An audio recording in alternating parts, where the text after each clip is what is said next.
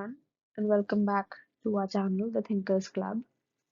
So, today I'm here to share with you the historical background of Indian polity. We'll be beginning with our first chapter or the first module. Here, we'll be covering the company rule, the crown rule, and the reasons why company rule shifted to crown rule, also the foundations of modern Indian governance. So, it is one of the most important foundations of Indian polity. And to understand this very clearly, I have prepared a few notes and they are very elaborated. If you want some more notes, you can just write it in the comment section and I'll try to make more easy to read and understandable notes for you. This chapter is very important. Some children ask me what's the reason of understanding the background of uh, polity. Like we are studying polity, not history, right? But there is an interconnection. Obviously, when you were younger, you will remember that you were studying history, civics, and geography. All three came under social science. This means that the background is important. Okay, if you don't understand this chapter, you will never understand the constitution fully. Okay, because the constitution has a lot of parts from this. The constitution was not created in one day, it was built step by step, and they learned from the history and they added the history and also some acts from the crown as well as the company rule, both. So, first we'll be starting with the introduction to the constitution. Now, this introduction is also very important. The first question which comes to everyone's mind is who gave this idea of, a constitution and like who was the one who gave the idea of a constituent assembly, in fact, which actually later on made the constitution. So the idea was given by M.N. Roy in 1934. The idea of the constituent assembly was first proposed by M.N. Roy in 1934. Now the constitution is a set of fundamental principles. It is not just a book. Let's just start from the basics. So a constitution is not just a book, it's a rule book of a country.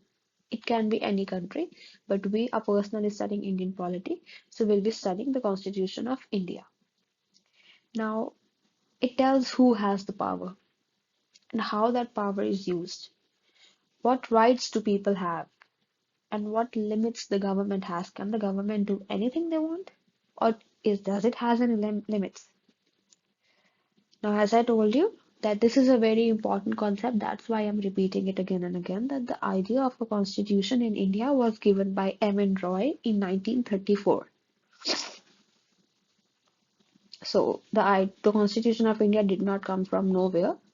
It was an important integral part, and it is deeply influenced by what happened during the British rule. So overall, we can say that the Constitution is a set of fundamental principles. It is a set of some fundamental principles and some laws as well. Now, what are these fundamental principles and laws do after coming in this set? They help in governing India, in establishing the framework for political structure, in establishing powers, duties of the state, and as a country as a whole. It serves the supreme law. Now, the Constitution, what's the importance of the Constitution?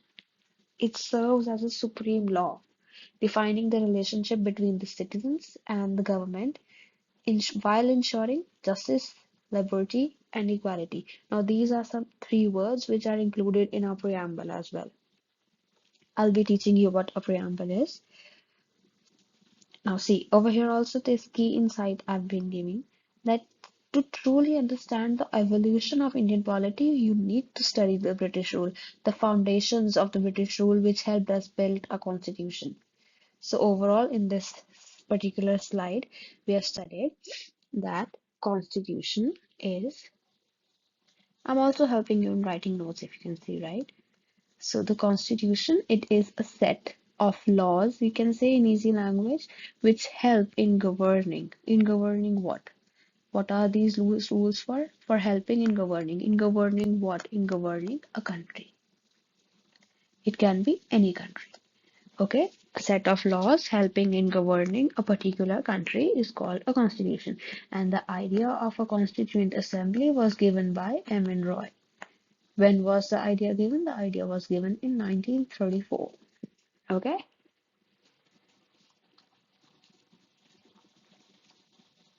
now let's go to the next topic, which is the importance of the historical background. Now, this may seem boring to many of the students, and many students try to skip this chapter. But that's a big mistake because the parliamentary system is adopted from the Britishers. The rule of law is a British concept.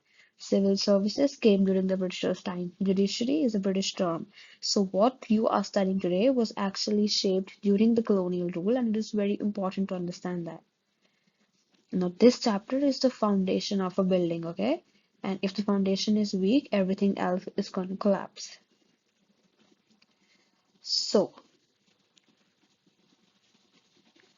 many constitutional features are derived from the British government, as I said, the parliamentary system, the rule of law, the federal structure, all these have roots in the British administration. When the rules were passed, a few things from every rule has been captured in a constitution. Britishers introduced centralized administration. Now, these terms don't get panic. I will be teaching what these are, okay? The judiciary, the civil services exam which people give, the UPSC exam, were introduced during the Britishers' time. Okay, now these institutions which are the backbone of modern Indian governance are coming from the Britishers' time. Okay, so this is not just memorization. So these are all coming back from something, okay? What we learn today helps us tomorrow. So this is what our constitution is. What they learned during the Britishers' time came out in our constitution and is currently running, okay? So it is not that the constitution came out suddenly in 1950. It was getting planned earlier and earlier and earlier. Now, we'll be covering the timeline of Indian polity. Now, what's happening is that Britishers came in 1600, okay? 1603 we can say because 1600 they got the charter. Now that's all history. I can teach you that as well, but if you have a strong, you know, conceptual knowledge of history, you can understand this much better because in 1601 they got the charter, or 1600 or 1601 it can be considered as it is, and in 1603 they established their factory, and after that they were just trading with India, but after they got the Diwani rights, they started the company got the Diwani rights, so revenue collection rights from the Indian kings. And as they got a lot of money, the corruption also increased. And as the corruption increased, the Britishers, the East India Company came under a lot of debt. And after that debt, they need to go to the British Parliament. When they went to the British Parliament, they asked for help. And the British Parliament agreed to help, but they said that we'll be regulating. That is, we'll be, you know, supervising the East India Company, and we'll be sending some acts after every 20 years. Now, this is to be taught later, but okay. Now, this 20 years has a concept which I'll be teaching you further. So, all you need to know is that after corruption increased, East India Company came under debt, they went to British Parliament. Parliament agreed to help only by regulating it and gave regulating acts or regulated the East India Company. Okay, the East India Company went to help and got help at a term that after every 20 years, the British Parliament will release an act to regulate the company. Now, from 1773 to 1857, we have the company rule, East India Company. Okay, from trading entity, how it went to political power, that you'll be learning in history, and here we'll be learning the acts. Okay, now see over here also, British Parliament intervenes through regulatory acts. Then, after the revolt of 1857, the company was abolished and the crown came into power. That is, the British Parliament itself was ruling India. direct British Crown governance after 1857 revolt, and a series of political reforms led to gradual Indian participation. Okay, this slide has gone so messy. Okay, so overall, you need to know that before the revolt of 1857, it was company rule, and after the revolt of 1857, there was crown rule. And these are the years. So now we'll be studying about the company rule. So as I told you that the company rule began in the 1600s, but uh, earlier it was a trading company, but gradually it transformed into a dominant political power in India after they got the Diwani rights. That is what the term is used, which is actually the revenue collection rights which they got from the Indian kings. And it initially the trade as they were a trading company, so they focus on spices, textiles, and day trade. And after through some military conquests and alliances, they acquired the Diwani rights, and they also acquired political control. But as this grew, the corruption also grew a lot, and mismanagement from the British Parliament intervention because the company could not handle it anymore. They were under so much debt. So they had to go to the British Parliament and they asked for help, and the British Parliament gave help, but they laid the foundation for centralized British administration. Like the company was ruling India and the British Parliament was ruling the company. So that's why the regulating acts were there.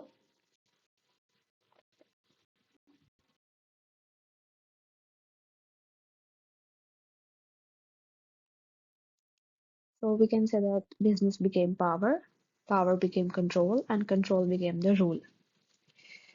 So, okay, so I'm gonna give you a simple help in the next slide. I'll be telling you about it. So, okay, so first came the Regulating Act of 1773. This was the first act that came by the British Parliament to control the company. Okay, so the Governor of Bengal was given the post of Governor General of Bengal. Okay, and the first Governor General of Bengal was Warren Hastings, and he established this act established the Supreme Court at Calcutta. The act was passed in 1773, and in 1774 the Supreme Court of Calcutta was established. It prohibited the company's employees from taking any bribe, etc., and doing any sort of corruption. So it was the first time that the administration became centralized. Earlier, there was scattered power, but now it's controlled. What happened was that as the company went to Britishers, okay, they went to the British Parliament for help because the company was under debt. So the British Parliament agreed to help, but they said that we'll be passing a law after every 20 years, and these laws will be to regulate the company, to control the company. So every act was like regulating act. Okay. So it's like in 1773, the first regulating act came. You add 20 to it, and you'll get the next act, 1793. Okay. Next, you'll be adding 20 to it. You'll get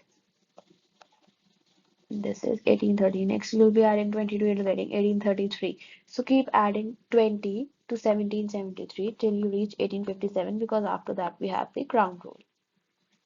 So this is just a concept that I gave for ease in exam for you.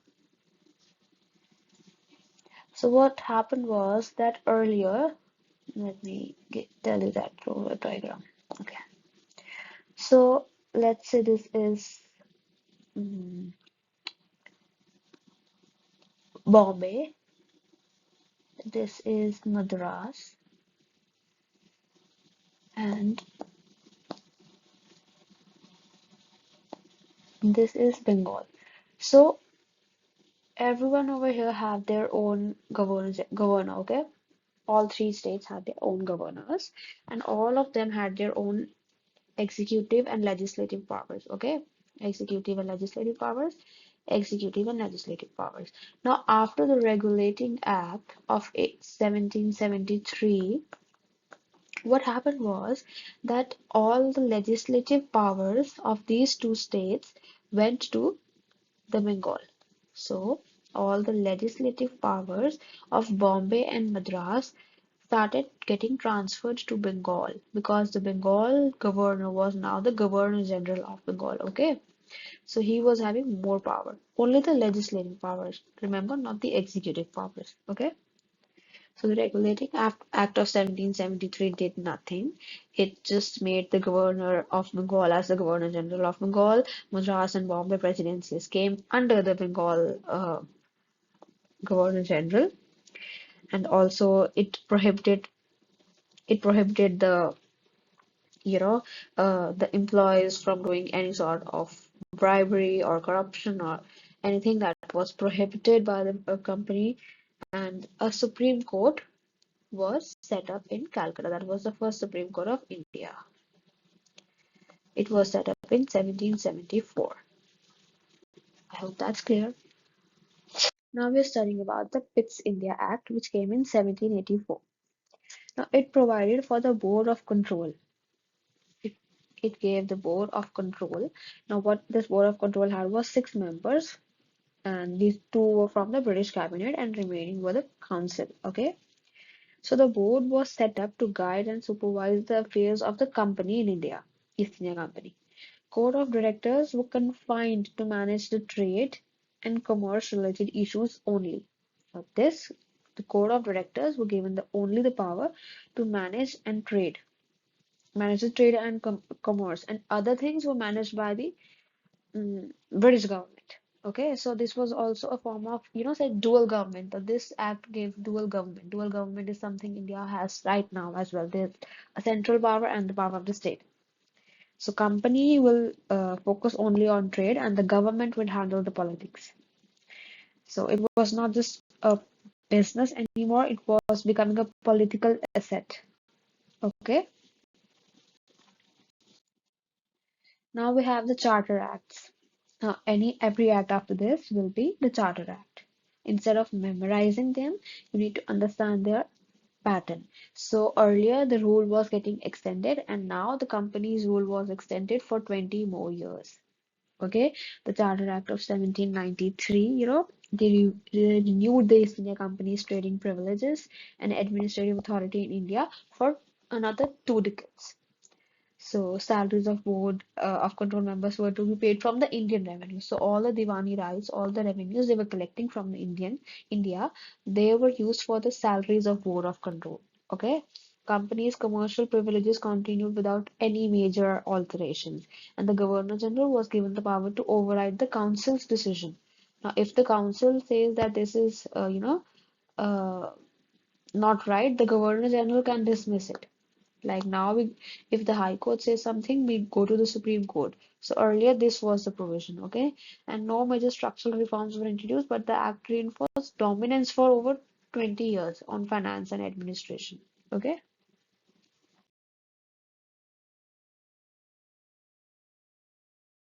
Have the Charter Act of 1813. So over here, what happened was trade monopoly was ended. Remember, this question comes in almost every government exam, that the Charter Act of 1833 ended trade monopoly. Yes, it did end a trade monopoly, but the tea and commerce trade with China was still open.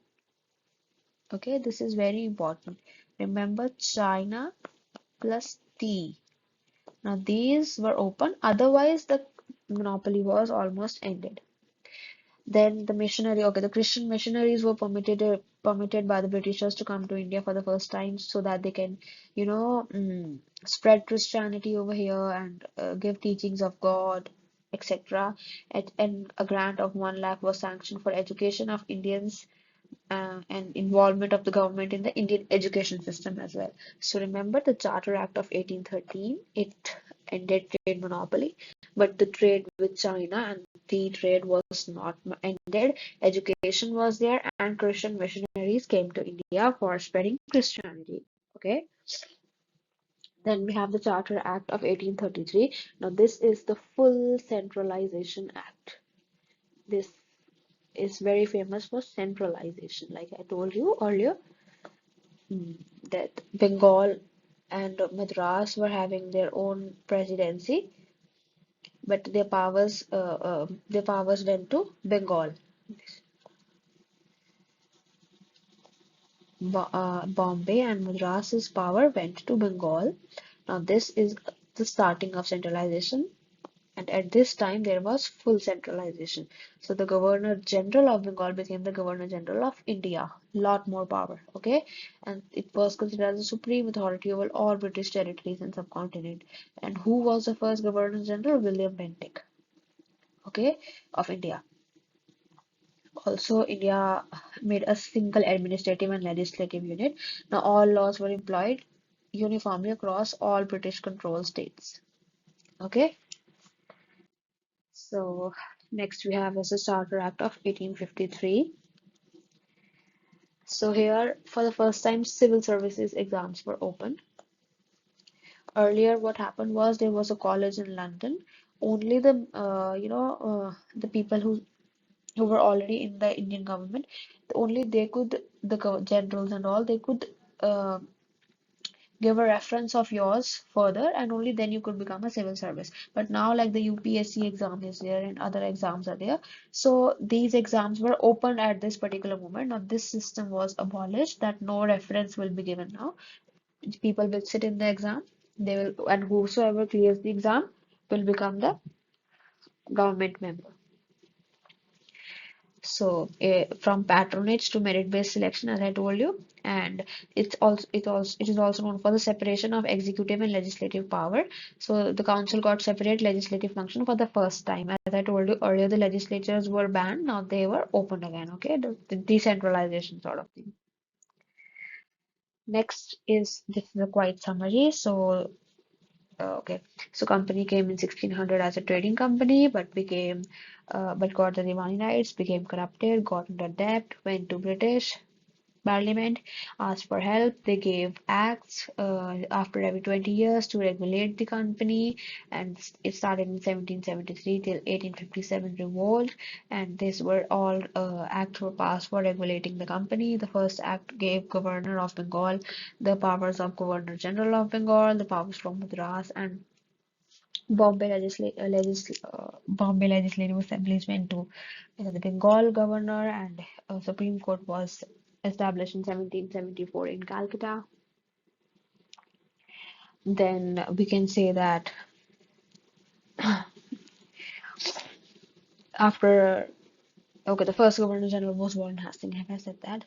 Okay, it's a revision. Okay, so the Pitt's India Act came. Then at this time, it was almost a sort of thinking that British government has taken full control. Why? Because the company was only, making decisions on trade, while the government was handling every other thing like politics and all. Also, in 1793, there was no major changes. Only missionaries and staff members and board of control members were paid from Indian revenue, and the Christian missionaries were coming to India. That was in the Charter Act of 1813 that British missionaries was coming to India. Trade monopoly ended, but only trade with China was still present, and 1 lakh rupees was given for education in India. In 1833, the centralization began very powerful. Governor General of Bengal became the Governor General of India. It was Governor General of India. It was William Bentinck who was the first Governor General of India. Legislative and administrative powers were handed over back, and that's all. So next we'll be going to the Crown Rule. So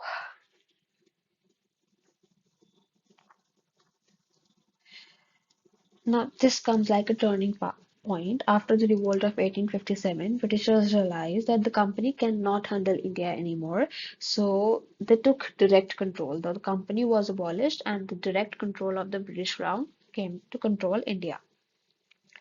Okay, we got our first empress, that was Queen Victoria. Okay, so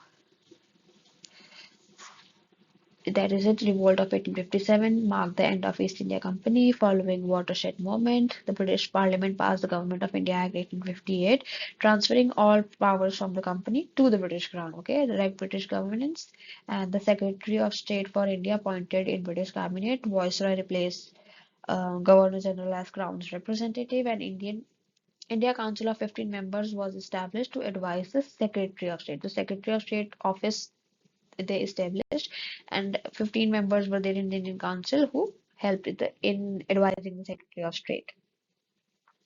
So the Government of India Act 1858 over here, what happened was that power was getting transferred, company and crown starts, Secretary of State was created, Viceroy was introduced, and it was an important shift. So now India was now ruled directly from London. So the transfer of power from East India and marked the official end of the company rule, direct rule of Britishers, and created the office Secretary of State office and a 15-member council. Cabinet minister was held complete authority over India from London. Now the minister was sitting in London, but from London he was controlling India, and introduced viceroy system. So Governor General, earlier we had Governor General of India and Governor General of Bengal, but now we had Viceroy of India, okay? And Lord Canning was the first Viceroy. Now we have the Indian Councils Act of 1861. So what happened was Indians were included in it for the first time. So Indian representation allowed limited Indian representation in legislative councils for the first time, marking a significant shift in the British governance policy. Also introduced the portfolio system where each member of the Viceroy's council was assigned a specific department to manage. And Act represented the first step toward involving Indians in the governance process and laying groundwork for future reforms. So the Indian Councils Act of 1861, we can say a fifth member from the legal background was added to the Viceroy's Executive Council, and a sixth member was subsequently added in 1784. Okay, now the Viceroy could now also nominate some Indians as non-official members in his council, and in 1862, three Indians were nominated to the council. In 1862, three Indians were nominated into the council. Okay, and it made a it made a beginning of representative institutions by associating Indians with the lawmaking process. The executive council was now expanded by the addition of 6 to 12 members from legislative purposes, and portfolio system was also introduced by Lord Canning in 1859. So portfolio system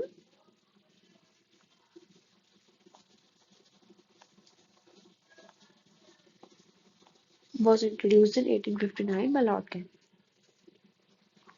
Or this was also given recognition so that work could be distributed among the members, okay? And the viceroy was given the power to issue ordinances. Decentralization process was started by restoring the legislative powers to Bombay and Madras presidencies. So as I told you, the legislative powers of Bombay and Madras were transferred to Bengal. Now they were getting, and they were closed, but now they were getting open. And this was a decentralization mm, process. It started the decentralization. The Indian Councils Act 1892. Okay, so though it wasn't insignificant, it was quite insignificant, but it brought an element of representation for the first time by, allowing the discussion of the budget. Also, this act also introduced the element of election in India, not fully, but somehow acceptable. Also, the majority of the official members were retained in the Central Legislative Council. The non-official members were to be nominated by the Bengal Chamber of Commerce and provincial legislative councils. So overall, we can say that introduced the discussion of budget in legislative assemblies and allowed members to question financial matters or government expenditure for the first time. And also somehow indirect elections were there for some council of members through local bodies and association, and increased Indian participants in the governance. It was limited, but there was somehow some scope and power. The Indian Councils Act 1919, also known as the Monumental Reforms. So it introduced separate electorates for Muslims. Now this was the seed which was, which later grew into the tree of partition. so allowing them to vote exclusively for Muslim candidates. So the candidate is also of a particular religion, that is Muslim, and the voters are also Muslim. So this sort of, you know, made them excluded, feel excluded, and which later led to the partition. And it also marked the beginning of communal representation in India politics. In religious identity was institutionalized in electoral processes and expanded India's representation in legislative council. So at that time, Lord Morley was the Secretary of State of India, uh, and Lord Minto was the Viceroy of India. So Morley was the Secretary State of India, and Minto was the Viceroy of India at that time. Okay, and they announced some reforms in the British Parliament, and the members of the Legislative Council could, ask supplementary questions, discuss some bills, move resolutions on financial statements, and so on. The Legislative Council, both at the center and in the provinces, was expanded. Okay, and it retained official majority in the Central Legislative Council but allowed the Provincial Legislative Council to have non-official members. So the communal representation was introduced as Muslims were given separate electorates based on religion ground, and Satyendra Prasad Sinha became the first Indian to join the Viceroy's Executive Council. This can be made as a question that Satyendra Prasad Sinha. Now, he was the first Indian to join the Viceroy's Executive Council. Okay, this could count. You can write it in the notes. Otherwise, the PDF will be available in the Telegram channel. Now we have the Government of India Act 1919. So this is also called as the Montagu-Chelmsford reforms, and introduced the diarchy system, division of provincial subjects, transfer subjects, and for Indian minister reserved for subjects were for Britishers, and it also created bicameral legislature, expanded franchise significantly, and increased Indian participation. So overall, Samuel Montagu was the Secretary of State, and Lord Chelmsford was the Viceroy of India at that particular moment. Let me explain this clearly.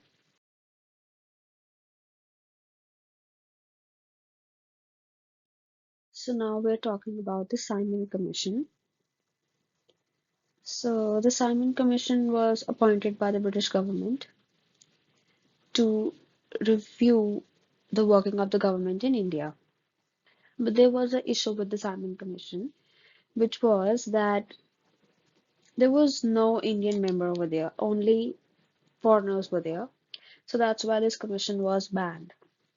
It was constituted in 1927 to inquire the working of the Act of 1919, and under the chairmanship of John Simon.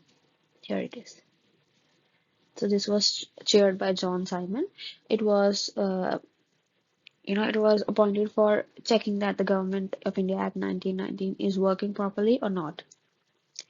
And it placed its report in 1930, which was examined by the British Parliament. So it was tasked with recommending constitutional response, and India's response was that India boycotted it. All Indian major political parties boycotted it, and they were standing on roads and outside the offices that Simon go back.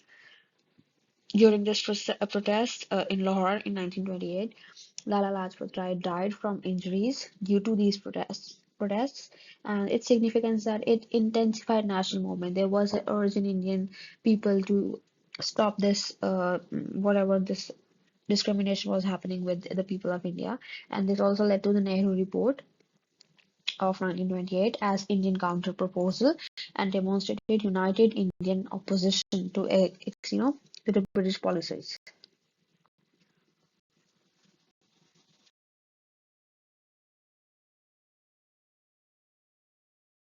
So overall, if I say about the Savin Commission, it was the main important importance of it is that there was no Indian member. So you can imagine it, like, right? Deciding a country's future without the country's people. So that's why these protests happen. So now we have the Government of India Act of 1935. This is very important. It sort of introduced federal structure, the three lists, provincial autonomy, and this becomes the base of our constitution at this particular moment. So diarchy was abolished in the provinces, but it was introduced at the federal level, and the division of subjects was made into three lists: federal list, provincial list, and concurrent list. So the federal list had federal. So the federal list had 59 items. The provincial list had 54 items, and the concurrent list had 36 items. And these, and some residuary powers were given to the viceroy. It provided for the establishment of All India Federation, and it was consisting of British provinces and princely states as a unit, but the federation did not come into effect because of the Indian princely states had not joined the federation. So, like, a federation is being made, but these are the normal states and these are the states of which were known as the princely states. So now in the federation, these were joining, but they were like, no, we are not going to join this at any cost. It also introduced the bicameralism, 6 out of 11 provinces. So there were total 11 provinces, out of which 6 provinces had bicameralism. The federal legislature had two chambers, the Council of State and the Federal Assembly. So the Council of State was to be a permanent body with one-third of its members retiring after every 2 years. Okay, so the three lists I've told you. So the Council of State was a sort of a permanent body with one-third of its members who they were retiring after every 2 years, and the governor was given powers to use in discretion in certain matters. The Act provided for a federal court. It further extended the principle of communal representation by providing separate electorates for depressed classes, women, and labor, and it provided for the establishment of the RBI. So we can say that, okay, yeah, some of you might not know that RBI was invented by an act. So to control the currency and credit of the country. And it provided for the establishment of a Federal Public Service Commission and Joint Public Service Commission for two or more provinces. Okay. Next we have is the Cripps Mission. So this was the mission which failed, and it was a British mission which was led by Sir Stafford Cripps to secure Indian cooperation during World War II and offered India Dominion status after the war ended. So, like, they wanted India to participate in the World War II, and after the war, they will again, uh, control India and give India a Dominion status.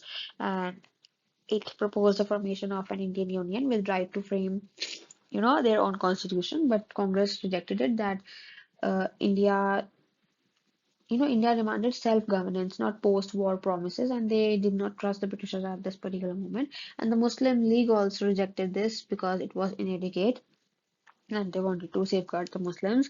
And so the failure of this mission demanded for complete independence, and Gandhi called it a post-dated check on crashing bank. So a dominion status was proposed. So the Constitution of India was to be made Constitution of India to be made by Assembly, and whose members were to be elected by provincial assemblies and nominated by princely states. Any province of Indian states not prepared to accept the constitution could negotiate separately with Britain. So any particular state which was not trying, not wanted to accept the constitution, they could separately talk to the Britishers, and the Britishers promised that they'll give a solution for this. Okay. So next we have is the Cabinet Mission Plan of 1946. This proposed the formation of a constituent assembly to draft India's constitution and a framework for a representative body to create independent India's governance structure, like how they vision India. And an interim government was established, including INC and the Muslim League. INC is Indian National Congress, and it managed governance during the transition of independence and constitutional foundation. This laid post-independence India's formation and of the Constitution Foundation and rejected three-tier federal system but accepted Constituent Assembly proposal. So according to this plan, there was to be a Union of India, which was consisting of both British India and the Indian states, with control over foreign affairs, defense, and communication. Provinces were given the power to legislate all subjects except foreign affairs, defense, and communication. India was to be divided into three groups of provinces, that was Group A, Group B, and Group C. And the plan provided that the Union Constitution was to be framed by a Constituent Assembly, the members of which were to be elected on a communal basis by the Provincial Legislative Assembly and the representatives of the states joining the Union. So overall, it was the foundation of India, which led to, the Constituent Assembly, which later wrote the Constitution.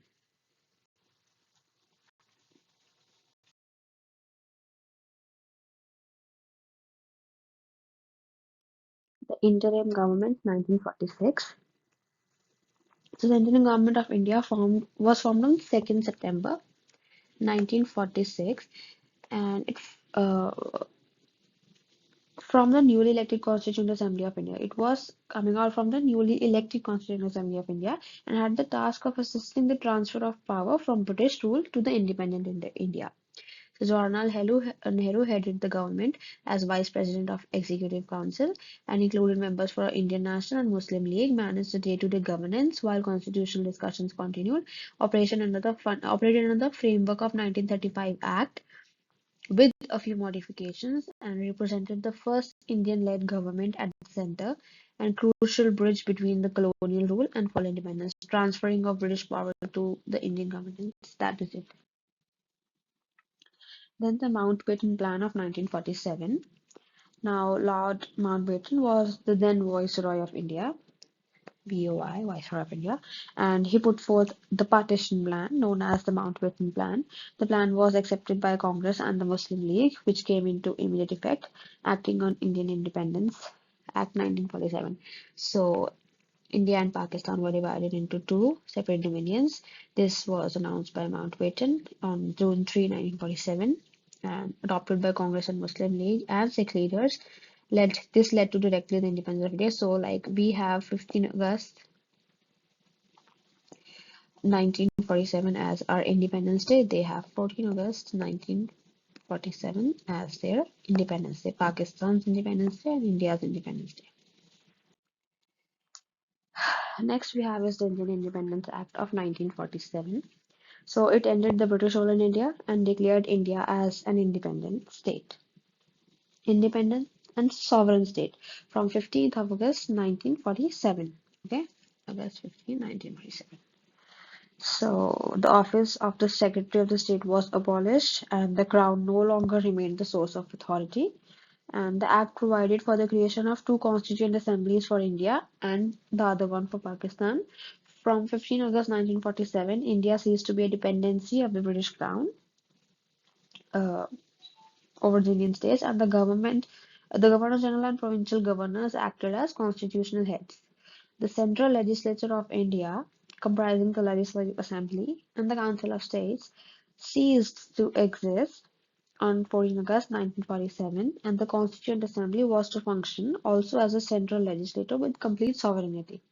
So this was passed by the British Parliament, formally transferred power to Indian hands. Nearly 200 years of British rule was finally ended, and a legal framework for Indian independence was created. India and Pakistan became sovereign dominions, and both nations gained full legislative authority and freedom to frame their own constitution. And it also marked the official end of the crown rule in the subcontinent. And the act abolished the office of secretariat and transferred all powers to the new governors. So the crown rule is something which is much more lengthier than the company rule. Overall, Government of India Act of 1858 came, where the Governor General was now abolished, and there was Viceroy of India. First Viceroy was Lord Canning. Then the Councils of Act of 1861 came, where executive powers were given back to Bengal and Madras presidencies. Indian Council Act, that is the more limited reforms, came, where the Secretary of State of India was made, and there were members who sort of helped him. Satyendra Pratap Sinha became the first Indian Viceroy of the Executive Council, then the 1919, and that is the Montagu Chelmsford Act. Here also bicameralism came, diarchy system came, then came the Simon Commission, then the Government of India Act 1935 came, which in which diarchy was abolished and all India Federation was there. In 6 out of 11 regions there was bicameralism. Then the Cripps Mission came, which was a failure. Cabinet Mission came, which made the Constituent Assembly. The Indian Independence Act and the Interim Government Act came.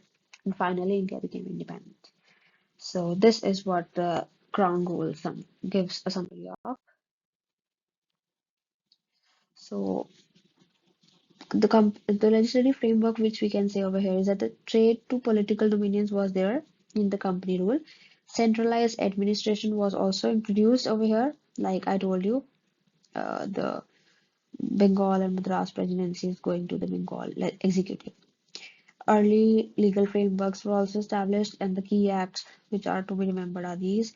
Governor General System was created, Supreme Court of Calcutta was created, and Civil Service Foundation was also laid. Under Crown rule, direct Britishers were doing the governance practices, political reforms, and India's participation in exams as well as in post was there, in legislature was there, in this laid a path to India's independence. These are the key acts to be learnt over here. Viceroy system was there, separate electorates were there, and federal structure and provincial autonomy was there, as we have learned. So administratively, the framework and their contribution overall was that the British rule, established a centralized administration, judiciary system, civil services. Now, these are something which India has still. Okay, and the modern governance, this introduced concept like rule of law, separation of power. In modern governance, we can see these, and in the constitutional foundation, lay the constitution's foundation for the Indian constitution structure and principle. Like history is crucial for understanding the present day Indian polity, as I told you. All these acts tell us how India is currently working, what are the constitution. Now, next is tomorrow we'll be covering the next chapter with or the next module, which is making up the Indian Constitution, where we'll be exploring the formation and composition of the Constituent Assembly, who were the key members, what were their contributions, how were the members of the Constituent Assembly elected, what was the drafting process and what was the committee structure, the debates that happened, how many times the draft was rejected, and adoption time and the actual adoption time and enactment time. So you need to stay tuned for an in-depth analysis of how India's supreme law was crafted, okay? So remember, if you understand history, you understand power, and if you understand power, you stop being controlled by it. So take care and see you all tomorrow. Thank you. And this PDF and some notes will be shared in the Telegram channel. And I'll be pasting the link of the Telegram channel in the comment section in the pinned comment or in the description later on whenever the channel is created and working. And if you want some more detailed knowledge on a particular concept or something which you don't know, which you couldn't understand, you can just give me a comment and I can explain it to you further in more detail. Thank you and have a nice day.